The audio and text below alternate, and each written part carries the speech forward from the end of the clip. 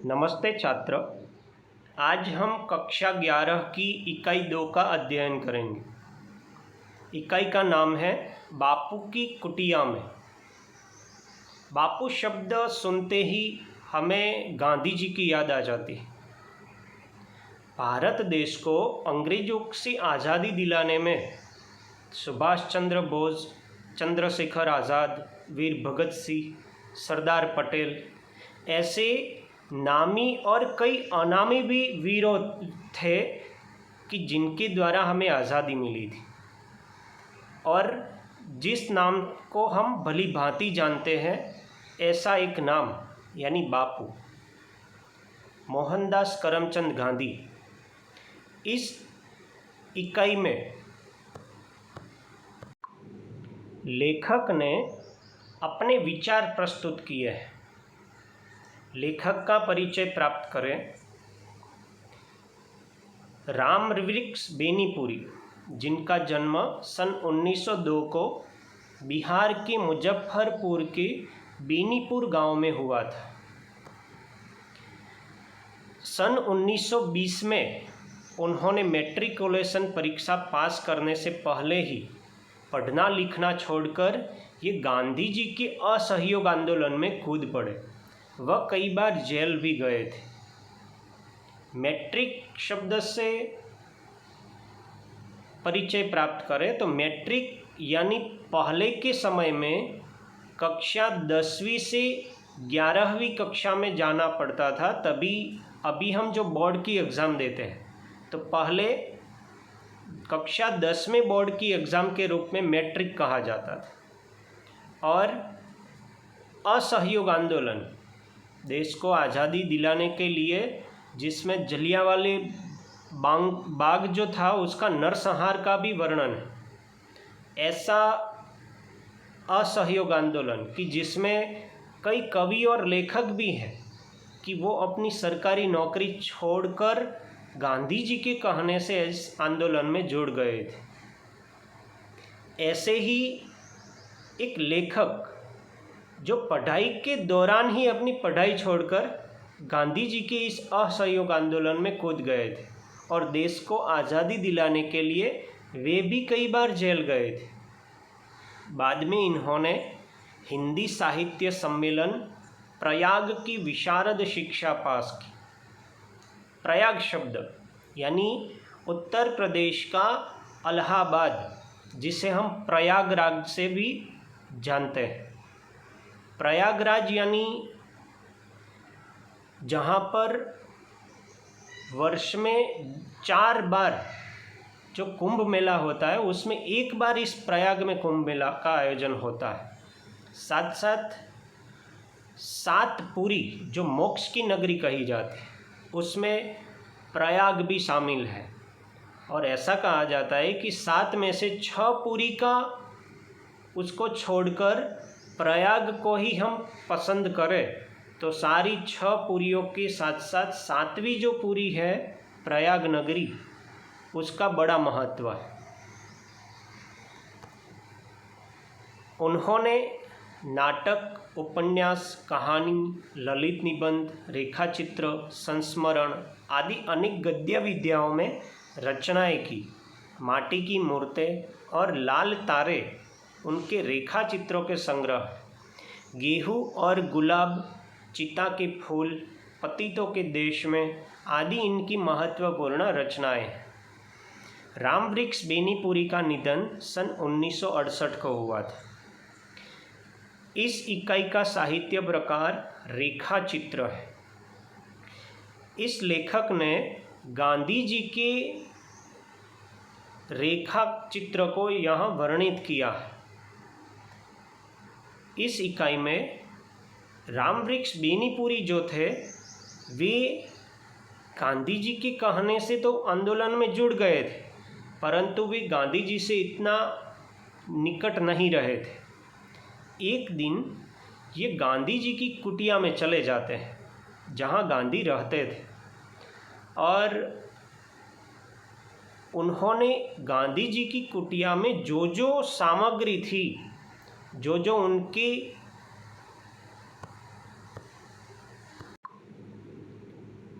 उपयोगी वस्तुएं थी, उसके आधार पर गांधी को वह अपने निकट पाते हैं।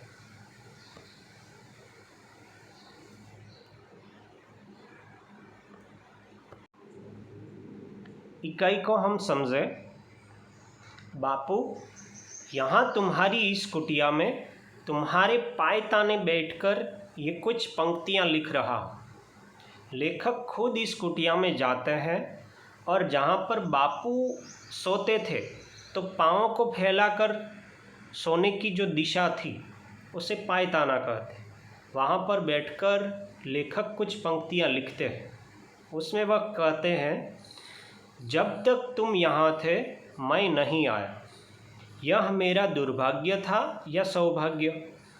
दुर्भाग्य तो था ही, क्योंकि जिसके आदेश पर अपने जीवन के प्रवाह को मोड़ दिया, जिसकी आज्ञा पर बार बार अपने को संकटों में डाला, और सबसे बढ़कर जिस विश्ववंद्य व्यक्ति के दर्शन के लिए दूर दूर देशों के लोग आते रहे, उसकी जिंदगी में उसके आवास स्थान पर पहुंचकर उसकी चरण रज से अपने मस्तक को धन्य न बना सका, यह दुर्भाग्य नहीं तो क्या है?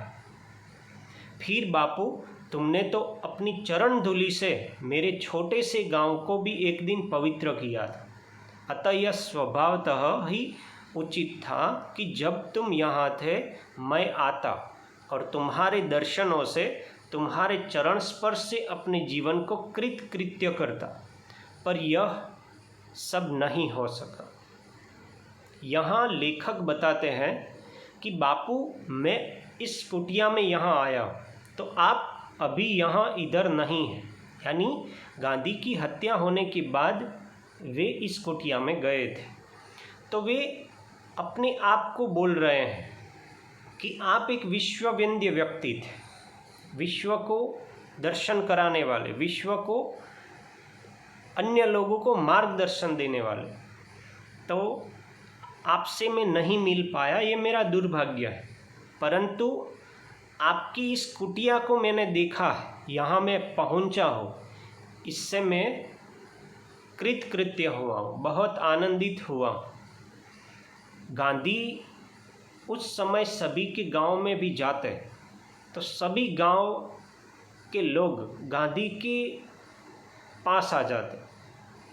वो समय था कि गांधी ऐसा कहते कि कल हमें इस जगह इकट्ठा होना है, तो दूसरे दिन हजारों नहीं लाखों की संख्या में लोग इकट्ठे हो जाते थे।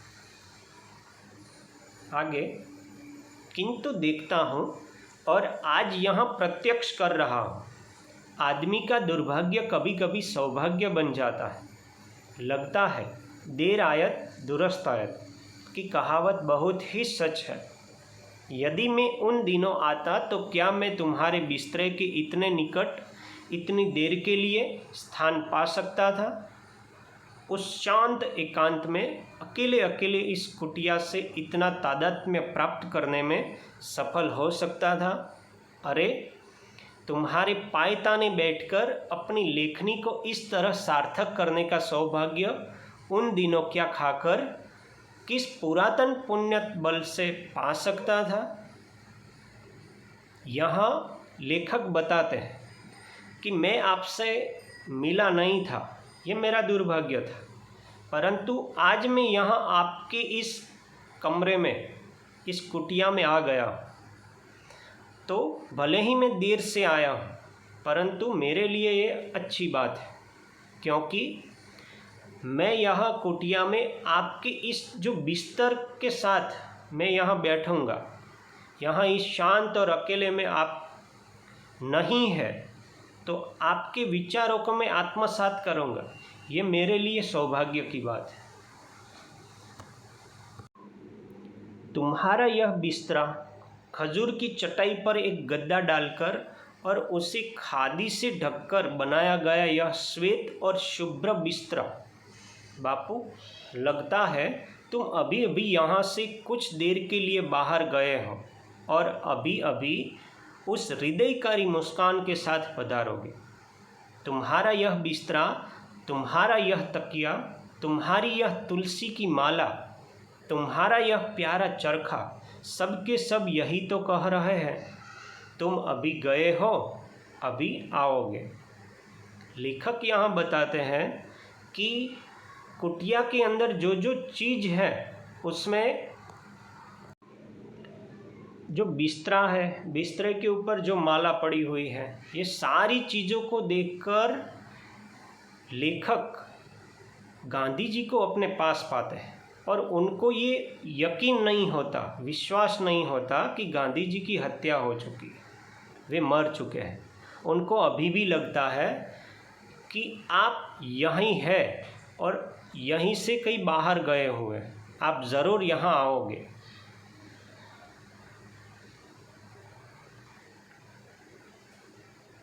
यहाँ पर आप देख रहे हैं बापू के इस कमरे में कौन कौन सी सामग्रियाँ थी, किंतु नहीं, इस कुटिया के दाहिने द्वार के निकट जो यह खड़ी और खड़ाऊ की जोड़ी है, यह कहती है, अरे तुम किस भ्रम में हो? बापू क्या हमें छोड़कर कभी बाहर निकलते थे? वह बाहर कहीं नहीं गए हैं। तो क्या बापू यही हैं? कहाँ है? बताओ। ओ बिस्तरे, हमारे सारे राष्ट्र के बापू कहाँ हैं? राष्ट्रपिता गांधी जी जहाँ भी जाते थे तो उनके साथ खड़ाऊ होती थी, यानी पादुका। और कुटिया के जो दाहिना द्वार है, दाहिना यानी जमनी बाजू, वहाँ पर जो घड़ी थी, तो उसको देखकर लेखक अपने आप को बोल रहे हैं कि बापू बाहर जा ही नहीं सकते इनको लिए बिना।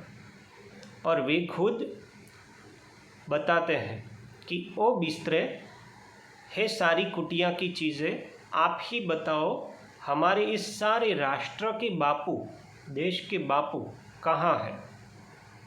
बिस्तरा नहीं बोलता, किंतु खुली अलमारी पर रखे बापू के तीनों बंदर तो इशारे से कह रहे हैं, आँख बंद करो, जबान बंद करो, कान बंद करो, अपने को आत्मस्थ करो, फिर दिखोगे बापू यही है। बापू की इस कुटिया में ये तीनों बंदर थे, जिन बंदरों के बारे में हमने कई कहानियाँ भी सुनी। उसमें जैसे बंदर हमें बता रहे हैं कि आप अपने को आत्मस्थ करके देखो, यहाँ पर ही बापू है और आप उसको अपने आत्मा से पूछो, बापू इधर ही है। यानी उनके विचार हमारे पास आज भी यहाँ बने हुए हैं। और सचमुच पा रहा हूँ, बापू तुम कहीं गए नहीं, यही हो, इसी बिस्तरे पर उस तकिए के सहारे बैठे हो। हाँ हाँ, इस शांत एकांत में मैं इस सारी कुटिया को बापूमय पा रहा। इन सभी चीज़ों को देखकर लेखक बापू को वहीं पा रहे हैं। देखिए, वह अपने बिस्तरे पर बैठे बापू अपने यरवदा चक्र को घुमा रहे हैं। यरवदा चक्र यानी चरखा। अभी कुछ देर पहले उन्होंने सामने रखे कलमदान से कलम निकालकर कुछ लिखा है। और अब ज़रा हट जाइए।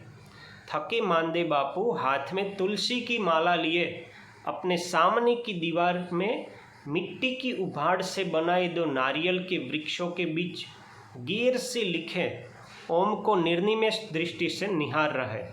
और उस ओम के ऊपर क्या है? हे राम। बापू के इस चरखे को यरवदा चक्र भी कहा गया है। बापू को उसी बिस्तर पर बैठकर लिखना, कलम से लिखने का जो कार्य था, उसको ध्यान में रखकर लेखक खुद बता रहे हैं कि बापू यही है। उनके हाथ में जो माला है, इसी ध्यान में बैठकर जैसे ओम का शब्द का उच्चारण कर रहे हैं और उनके सामने हे राम शब्द लिखा हुआ है। ऐसा एक चित्र बापू ने अपनी कुटिया में बनाया हुआ था। दो नारियल के पेड़ के बीच ओम का निर्देश है और इसी पेड़ के ऊपर उन्होंने हे राम ऐसा शब्द लिखा था। हे राम, आह, कल्पना लोक से उठकर मैं किस कठोर चट्टान पर पटक दिया गया। हे राम, इन शब्दों ने कहा, नहीं, बापू अब हमारे बीच नहीं रहे, वह हमसे कब के छीन लिए गए। उस दिन जब गोलियों के 3 भयानक धड़ाकों के बीच दुनिया ने अंतिम बार उनके मुख से हे राम सुना था। लेखक खुद बताते हैं कि जब नथुराम गोडसे ने उनको 3 भयानक धड़ाकों के आधार पर जो गोलियां मारी थी और इसी गोलियां से वह नीचे गिरने के कारण उनके मुंह से जो शब्द निकल गया था जो था हे राम। इस शब्द को सुनने से लेखक को होता है कि बापू अभी यहाँ नहीं है। हे राम शब्द के आधार पर लेखक बताते हैं, जन्म जन्म मुनि जतन कराही, अंत राम कही आवत नाहि। लेखक कहते हैं कि कुछ लोग अपने जन्म जन्म भर भगवान राम का नाम लेते रहते हैं, फिर भी ऐसे लोगों के मुंह से उनकी मृत्यु के पहले राम शब्द का उच्चारण नहीं होता। परंतु बापू ही ऐसे थे कि जो मृत्यु के समय राम शब्द को बोल पाए थे, यानी ये बहुत कठिन बात है। तो यहाँ लेखक ने उनको ऋषि के साथ समान बताया है। लेखक कहते हैं, उस दिन संसार ने पाया था ऋषियों की परंपरा टूटी नहीं, बल्कि उसमें नई ज्योति की एक नई कड़ी जुड़ गई। काश यह ज्ञान उस अज्ञानी को हो पाता जिसने हिंदुत्व के नाम पर इतना बड़ा अनर्थ किया। किंतु बापू अमर है, अपने दिव्य रूप में वह सिर्फ यहाँ ही विद्यमान नहीं है, यत्र तत्र सर्वत्र उनकी सत्ता और महत्ता व्याप्त है और तब तक व्याप्त रहेगी जब तक आकाश में चांद, तारे और पृथ्वी पर उद्भिज, अंडज और पिंडज है। लेखक बताते हैं कि ऋषि समान इस व्यक्ति के हत्या जो कर दी और नथुराम गोडसे ने जो हिंदुत्व के नाम पर उनको मार डाला, तो इनके मुंह से निकलने वाले जो हे राम शब्द थे ये तो ऋषि जैसे शब्द थे, यानी ऐसा एक व्यक्ति था और उनको उन्होंने मार डाला। तो इसी कारण भी बापू अमर है। और लेखक बताते हैं कि बापू दिव्य रूप में हमारे आसपास यत्र तत्र सर्वत्र व्याप्त है, यानी उनके विचार हमारे पास व्याप्त रहेंगे जब तक आकाश में चांद, तारे और पृथ्वी के ऊपर जब तक उद्भिज, अंडज और पिंडज। अंडज यानी अंडी में से उत्पन्न होने वाले जीव, पिंडज यानी पिंड में से, यानी गर्भ से उत्पन्न होने वाले जीव, और उद्भिज का मतलब है वनस्पति। ये जब तक होंगे तब तक बापू की जो विचार थे वह सारे विचार लोगों के मानस में बने रहेंगे। ओ बिस्तर, इस सादगी में भी तुम कितने महान हो, क्या इसका एहसास तुम्हें कभी होता है? अरे, तुम्हें देखकर कितने रत्न जड़ित स्वर्ण सिंहासन भी ईर्ष्या से जलते होंगे। क्या कभी उन पर एक क्षण को भी उतना बड़ा आदमी बैठा होगा जितने बड़े आदमी को कितने ही दिनों, महीनों, वर्षों तक तुम्हें अपने ऊपर आसीन करने का गौरव प्राप्त हो सका। प्रत्येक स्थान का एक महत्व होता है और वही स्थान किसी महान व्यक्ति के स्थान से बना होता है। इसी कारण लेखक यहाँ बताते हैं कि बिस्तरा तो भी एक भाग्यवान है।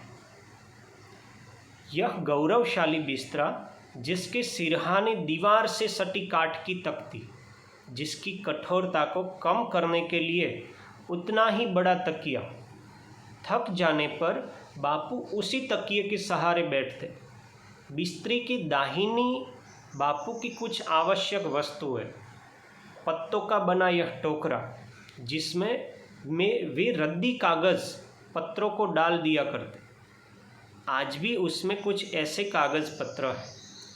उसी की बगल के समीप दीवार से सटा पीतल का थूकदान जिसे बापू स्वयं साफ करते, कलमदान जिस पर अब भी उनकी लेखनी रही है।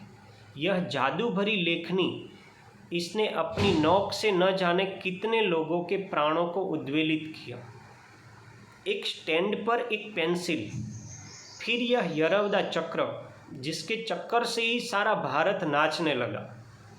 ठीक उसी तरह जिस तरह कृष्ण की वंशी से गोपियाँ नाचने लगी थी, अपने को भूलकर, कुल परिवार को भूलकर, सारे संसार को भूलकर, उससे सटे कताई के कुछ फुटकर सामान में पुनी, तांत आदि, फिर 3 खानों का एक छोटा सा शेल्फ। इस चित्र में यहाँ आप जो बापू जो शेल्फ का उपयोग करते थे, वही तकिया, वही चद्दर, वही पथारी, वही माला, वही यरवदा चक्र यानी चरखा,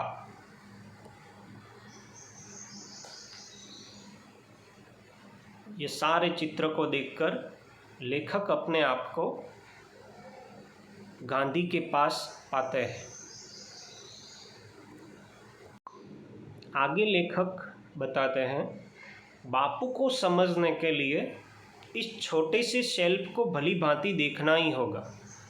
इसमें बापू का सारा मानस संसार समाया है।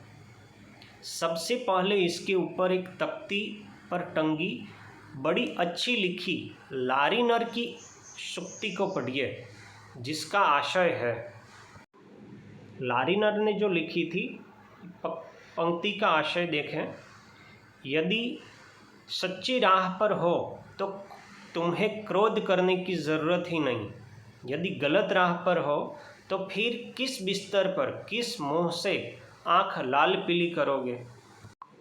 यानी गांधी जी कहते हैं कि हम सच्चाई के रास्ते पर हैं तो हमें क्रोधित होने की ज़रूरत नहीं।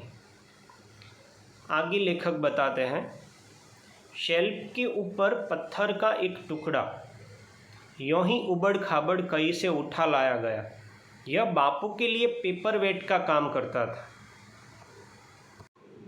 यहाँ पर आप जो पेपर के ऊपर जो पत्थर का टुकड़ा पड़ा हुआ देख रहे हैं, उसे पेपर वेट भी कहा जाता है। ज़्यादातर कागज़ उड़े नहीं, इसीलिए उसके ऊपर भार के रूप में रखा जाता है। शेल्फ में नीचे के 2 खाने हैं, उसमें बापू की किताबें रहती थी। पहले खाने में सार्थ गुजराती जोड़नी कोश, रिथिंकिंग क्रिश्चियनिटी, हज़रत ईसा और ईसाई धर्म और श्रीमद् भगवद गीता। दूसरे खानों में रामचरितमानस, श्री स्वास्थ्य वृत्ति, आश्रम भजनावली और गीता आणी गीताई। किताबों के खानों के आगे एक एल्युमिनियम का डिब्बा, इस डिब्बे में सूत आदि, सूत यानी धागा,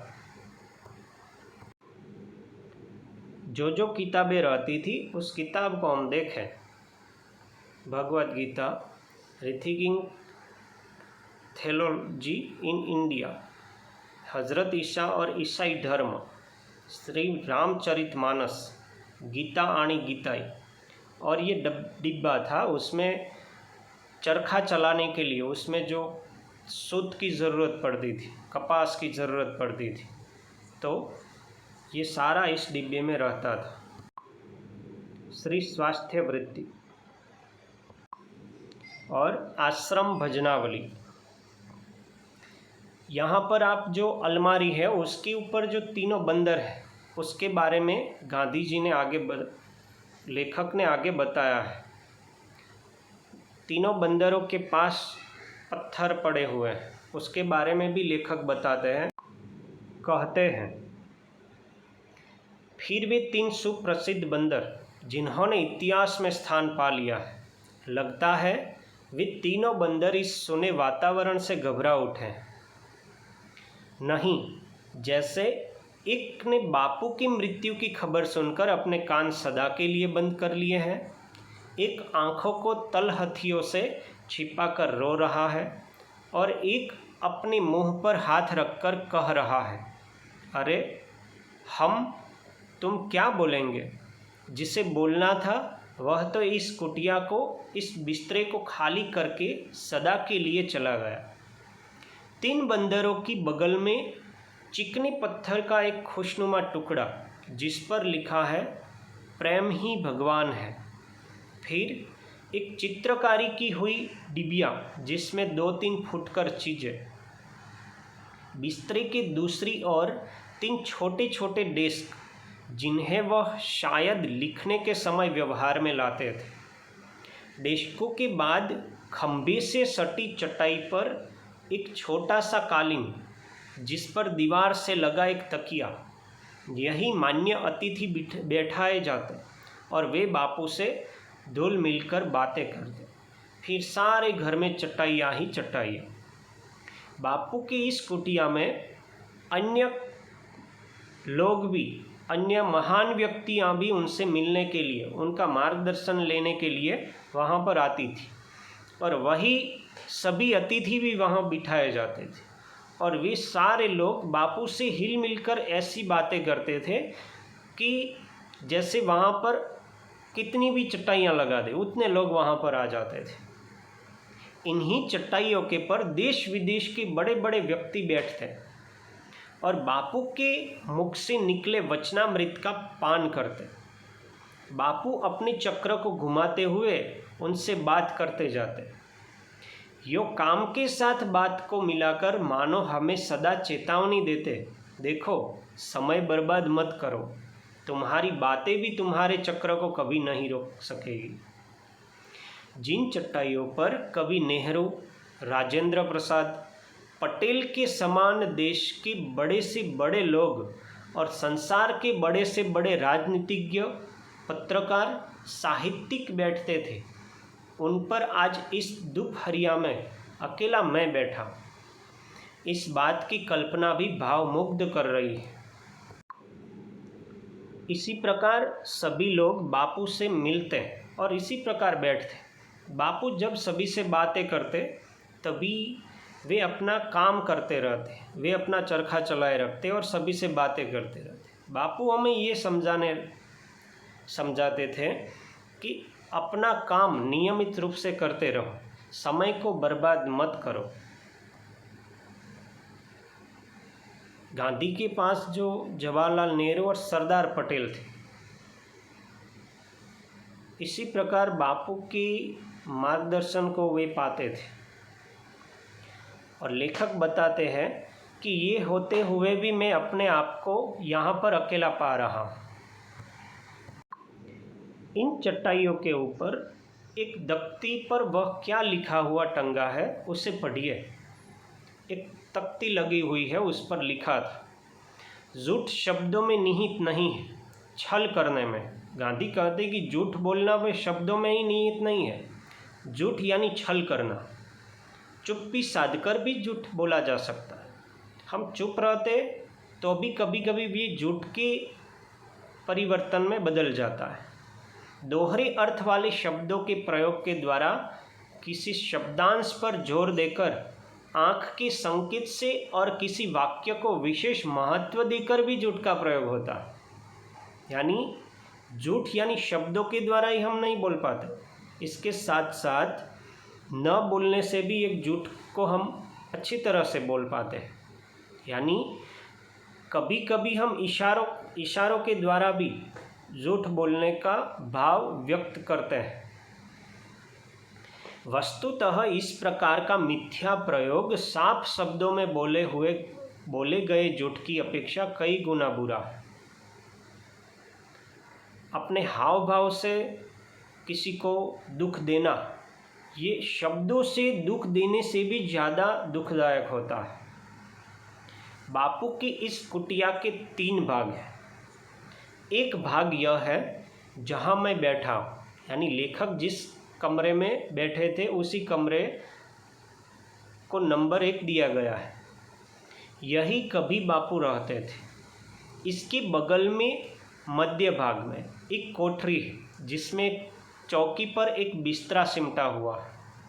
इस कोठरी में अंतिम दिनों में बापू की सेवा के लिए राजकुमारी अमृत कौर रहती थी। इसके तीसरे भाग में बापू का स्नानागार है। कितनी सफाई, कैसी स्वच्छता। बापू अपने कमोड को अपने हाथों कैसा साफ रखते। उसकी सफाई के लिए लकड़ी का ब्रश है, फिनाइल की शीशी है। कमोड के आगे कमरे में पानी की बाल्टियाँ, लोटे, मिट्टी के हंडे आदि हैं। इस भाग के 2 हिस्से हैं। एक में शौच और स्नान के सामान है, दूसरे में एक चौकी है, कुछ तख्ते हैं। बापू के शरीर पर यहीं तेल की मालिश की जाती थी। यहाँ पर राजकुमारी अमृता कौर, जो अमृता कौर को 1947 में जब देश आज़ाद हुआ तभी जो प्रधानमंडल रचा गया, तभी उनको आरोग्य प्रधान बनाया गया था। तो इनके साथ गांधी जी रहते थे। और ये उनका स्नानागार है जिसमें एक तरफ स्नान करने की जगह है। उनको सफाई के लिए वह काम करते थे, खुद इसकी स्वच्छता रखते थे। बापू की कुटिया की एक एक वस्तु को अपलक दृष्टि से देख रहा और लिख रहा हूँ। बांस की और लकड़ी की बनाई हुई यह कुटिया, ऊपर खपरेल, दीवारें बांस की फट्टियों की हैं जिन पर चटाइयाँ लगाकर ऊपर से मिट्टी की पोत दिया गया। कहीं भी चूना या किसी रंग का प्रयोग नहीं किया गया। दरवाजे और खिड़कियाँ काफ़ी, हवा और रोशनी की कमी नहीं। यहाँ आप बापू की निधन की फ़ोटो देख रहे हैं। और ये कुटिया कि जिस कुटिया को बापू की कुटिया कहा गया है। तो इस रेखा चित्र में लेखक ने इस कुटिया में जाकर जो बापू की जो सामग्रियाँ थी उनके द्वारा बापू को अपने आप आसपास नहीं परंतु अपने आप में पाया, इसका वर्णन यहाँ इस इकाई में बताया गया है।